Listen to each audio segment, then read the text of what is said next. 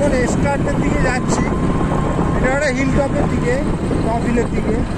রাস্তাটা খুব সুন্দর, অসাধারণ, গাড়ি চালাতে খুব ভালো লাগছে।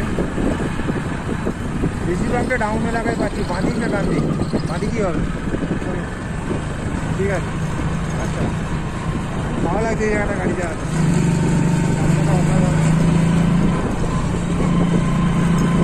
অনেক ভিডিওয়ে দেখেছি, ব্লগারদের ভিডিওতে, তো আজ নিজে বাইক চালিয়ে দেখছি।